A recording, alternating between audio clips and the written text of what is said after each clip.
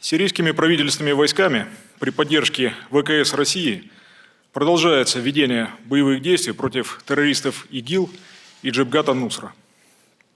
За прошедший месяц сирийской армией освобождено 52 населенных пункта, очищено от боевиков 1702 квадратных километра территории. Эти успехи стали возможными благодаря активных действий ВКС России. За месяц нашей авиации выполнен 991 боевой вылет. Уничтожено 2306 объектов террористов.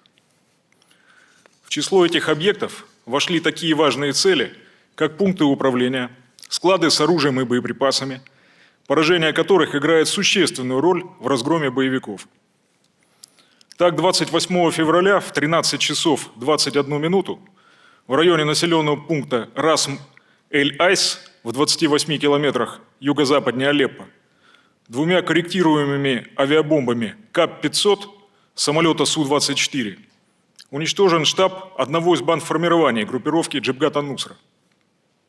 В результате ликвидировано 67 террористов, в том числе 19 полевых командиров, выходцев Северного Кавказа и Средней Азии. Еще 104 боевика получили ранения. Значительный успех достигнут сирийской армией в районе Пальмиры. Операция была спланирована и проведена под руководством российских военных советников. За 1,5 месяца правительственные войска и отряды ополчения, преодолевая упорное сопротивление террористов, с боями продвинулись на 60 километров и 2 марта установили полный контроль над Пальмирой. В ходе этой операции потери боевиков составили более 1000 человек убитыми и ранеными. Уничтожено 19 танков, 37 боевых бронированных машин, 98 пикапов с установленным тяжелым вооружением, более 100 единиц автомобильной техники. Решающий вклад в разгром группировки ИГИЛ в районе Пальмиры внесла российская авиация и силы специальных операций. Против бандформирований применялись не только самолеты, но и новейшие вертолеты К-52, которые продемонстрировали свою высокую эффективность в горно-пустынной местности. Подчеркну, что для сохранения исторического наследия, которое не успели уничтожить террористы ИГИЛ, удары в районе исторических памятников древней Пальмиры не наносились. В настоящее время город полностью освобожден. Правительственные войска овладели господствующими высотами к северу и югу от Пальмиры и продолжают наступление в восточном направлении. Проводится проверка зданий и сооружений в городской черте. Сирийские саперы, подготовленные российскими специалистами в центре обучения в Алеппо, приступили к обезвреживанию мин и взрывоопасных предметов, оставленных террористами. В ближайшее время к ним присоединятся саперы Международного противоминного центра Вооруженных сил Российской Федерации. Достигнутые результаты стали возможны благодаря совместному эффективному планированию и своевременному сосредоточению усилий командованием российской группировки в Сирии и руководства сирийских вооруженных сил. Успехи в Пальмире были достигнуты несмотря на постоянное наращивание группировки боевиков за счет их вывода из-под Мосула и Ракки. Но это не помогло коалиции добиться заявленных еще в прошлом году целей. Созданная ими группировка по освобождению Ракки не приблизилась к городу ближе 10 километров. Более 4 месяцев продолжается штурм Мосула, но до сих пор задача не выполнена. В городе продолжает усугубляться гуманитарная катастрофа, которая несопоставима по своим масштабам обстановке в Алеппо в конце прошлого года. Успешно развивается наступление правительственных войск к востоку от города Эль-Баб. За последние 10 дней в этом районе освобождено 36 населенных пунктов на площади 400 квадратных километров.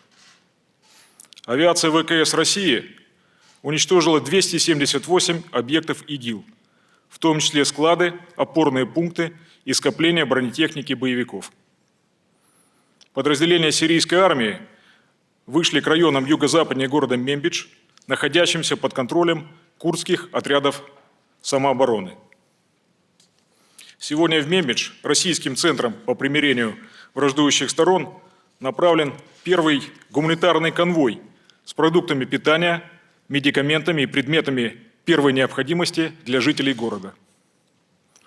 Кроме того, в соответствии с договоренностями, достигнутыми при участии командования российской группировки войск в Сирии, с 3 марта на территорию, занимаемую курдскими отрядами самообороны, вводятся подразделения вооруженных сил Сирийской Арабской Республики. Правительством Сирии принимаются меры по возобновлению работы органов государственной власти в Мембидже и прилегающих к нему районах.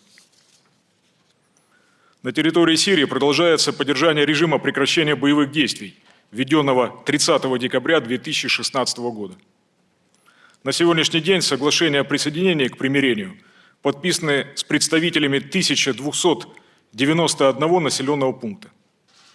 Количество отрядов умеренной оппозиции, заявивших о приверженности соблюдать режим прекращения боевых действий, увеличилось до 178.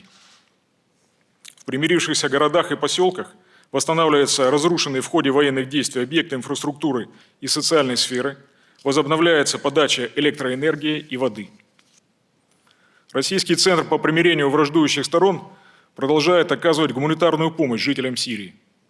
За год его работы проведено 849 гуманитарных акций, в ходе которых населению роздано порядка 1500 тонн продовольствия, медикаментов и предметов первой необходимости. За последний месяц российскими самолетами с использованием парашютных платформ в осажденный Дейр-эз-Зор доставлено более 324 тонн продовольствия по линии Организации Объединенных Наций. Российским центром по примирению враждующих сторон не прекращается работа в городе Алеппо. Восстановление мирной жизни и поддержание порядка в городе обеспечивают подразделения батальона военной полиции российских вооруженных сил. Военные врачи госпиталя Министерства обороны России продолжают оказывать медицинскую помощь жителям Алеппо. На сегодняшний день консультации и квалифицированное лечение получили уже более 9800 человек. Сегодня более полумиллиона жителей западного Алеппо вновь имеют возможность мирно трудиться, не боясь обстрелов и нападений со стороны террористов. В городе работают магазины, кафе, рынки и кинотеатры. Дети посещают школы, детские сады и открывшиеся парки развлечений. Налаживается мирная жизнь и в восточных кварталах Алеппо, ранее оккупированных боевиками, где в свои дома вернулось более 20 тысяч мирных жителей. Работа по оказанию необходимой помощи населению Сирии будет продолжена.